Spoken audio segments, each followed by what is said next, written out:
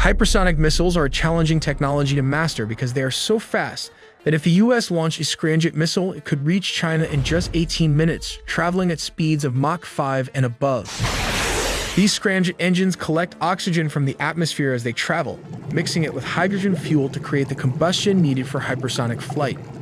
Meanwhile, glide hypersonic vehicles like the Chinese Dongfeng 17 became the first to integrate into production with conventional and nuclear warheads. They are also designed to target US aircraft carriers, as they can change their trajectory mid-flight. This US Aero AGM hypersonic weapon is a missile within a missile which pops out its cover and uses only the glide vehicle kinetic energy as a weapon. And not to forget the Russian hypersonic missile like the Kinzhal. More details, all in the video ahead. To qualify as a hypersonic missile, it must possess 3 key attributes: speed, maneuverability, and accuracy. Let's look at speed. As we all know, Mach 1 represents the speed of sound, which serves as our benchmark. To better understand this, let's make a few comparisons. Commercial airliners, for example, fly subsonically, just below Mach 1. In contrast, modern fighter jets can travel supersonically, reaching speeds of Mach 2 or 3. When we refer to hypersonic speeds, we're talking about anything Mach 5 and above. Space shuttles are an example of vehicles that travel hypersonically, often reaching speeds between Mach 20 and 24. But these can travel only for short distances at this speed. To sum it up, a hypersonic missile should cross Mach 25, which is around 19,000 miles per hour. But wait, that's not it. Hypersonic missiles should also have the capability of covering vast distances, such as from New York to Russia or from China to Texas and vice versa. There are 3 types of hypersonic missiles. The Scramjet air-breathing missile from America. Then comes the glide hypersonic missiles like the Chinese DF-17 and the American Arrow in full-form air-launched rapid response weapon. Finally, we have the Russian tried and tested Kinzhal missile. Let's take a look at the difference between a ramjet and a scramjet missile in a super simplified animation. A good example of the ramjet engine is this BrahMos supersonic cruise missile. The ramjet's intake takes in high-pressure air from the region in front of a high-speed object moving through the air. The intake slows the air to subsonic speed, increasing its pressure and temperature. In the combustion chamber, fuel is mixed with the compressed air and ignited, causing it to rapidly expand. This high-pressure, high-temperature exhaust gas is expelled through the nozzle, providing propulsion for the vehicle. Let's take a look at how a scramjet engine works. Step 1. The engine draws in an immense volume of air at extremely high speeds. The air intake is a critical step as it ensures that the scramjet engine has the necessary oxygen supply for combustion at hypersonic velocities. In Step 2 phase, the fuel is injected into the engine and plays a dual role. Not only does it serve as the propellant, but also cools the engine walls. This cooling process is essential to prevent the engine components from overheating due to the intense friction and temperatures generated at hypersonic speeds. And Step 3, it is where combustion of the fuel and air mixture takes place. This is the most complex and critical part of the scramjet process. The challenge lies in maintaining stable combustion at speeds where the airflow can exceed 19,000 miles per hour. Engineering this step requires a deep understanding of aerodynamics, thermodynamics, and fluid dynamics to ensure that the fuel continues to burn effectively under such extreme conditions. Finally, at Step 4, the energized high-temperature gases produced during combustion are then fed through the injectors. These gases are expelled at high velocities through the exhaust, generating thrust. This process accelerates the vehicle to speeds of Mach 5 and beyond, propelling it into the realm of hypersonic travel. Let's take a look inside a hypersonic missile. At the front is the cone, which can also accommodate a small warhead if needed. Just behind it are the batteries required for the avionics equipment, which guide the missile to its designated target.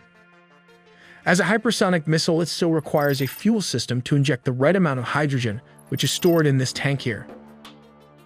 Moving further back, we have the nozzle and adapter. Finally, we have the booster. Interestingly, this is a modified ATACMS supersonic missile. This missile has been used on the MLRS platform and can reach speeds of up to Mach 1. When it reaches a certain altitude, the missile separates from the booster, allowing it to activate the scramjet engine to reach 5 times the speed of sound. Reports say that China has successfully launched the hypersonic glide vehicle, also called the Dongfeng 17 or East Wind in Chinese. The primary difference between the Chinese and American hypersonic missiles is that the American Arrow is launched from a Boeing B-52 as its primary transport, while the Chinese hypersonic missile is launched from a 5-axle transporter or after launcher, the WS-2500, produced by Wanshan. The DS-17 is a $120 million solid-fueled weapon, measures around 11 meters in length, and weighs around 15,000 kilograms. When compared to a person, it looks huge. Let's take a look at its parts and functions. The DS-17 has 2 stages. The first one has a standard ballistic booster, and the second stage contains a low-flying projectile. This is used for attacking a target following the first stage's ballistic re-entry. The booster is being borrowed from this DS-16, which again is a short-range ballistic missile. While at the top is this hypersonic glide vehicle, which can fly on a lower trajectory than intercontinental ballistic missiles, making them harder to intercept. Interestingly, China has also designed these weapons to destroy Western or U.S. aircraft carriers apart from it carrying conventional and nuclear warhead. Let's take a look at how this works. When ready, the 10x10 heavy-duty military truck can turn the launcher to a 90-degree angle. At a press of a button, it will launch the solid-state booster to a certain altitude. This booster will initiate separation and launch the glide vehicle, and will then drop to a very low altitude. But the difference is that this can fly close to land or sea. By doing this, it avoids being detected by radar. That's not it. It can also change its trajectory mid-air at a staggering speed of Mach 5. This can become a huge threat for a carrier strike group to detect and destroy this missile anything within a range of 2,500 kilometers, which translated to around 1,553 miles. Apart from the Russian Zircon hypersonic missile, which we haven't seen tested, let's take a look at the Kinzhal missile. As you can see, these are very similar. Some analysts believe they even share many components with the infamous Iskander land-based ballistic missiles. Comparing this to a person will help you understand its size, since it's really huge. Starting from the bottom, we have the ejection pod.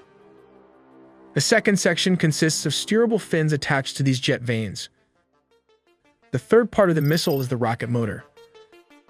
This is the missile's guidance section. Finally, the last part is the warhead section, which weighs around 500 kilograms or 1,100 pounds.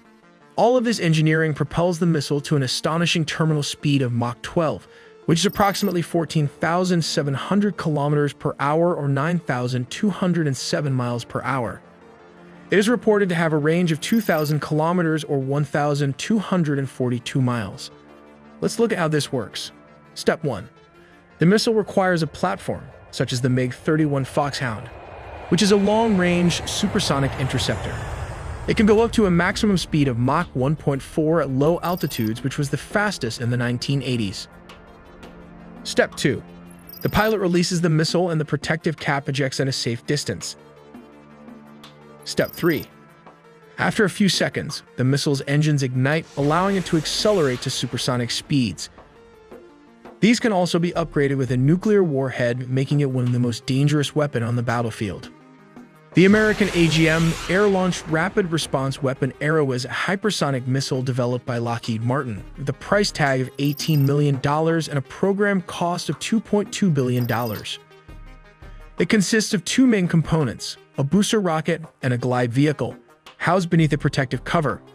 Like the Chinese, this glide vehicle can hit speeds of around Mach 5 and above. Let's take a look at how this works. The B-52 bomber currently serves as the primary launch platform. It can carry around 4 missiles under each wing.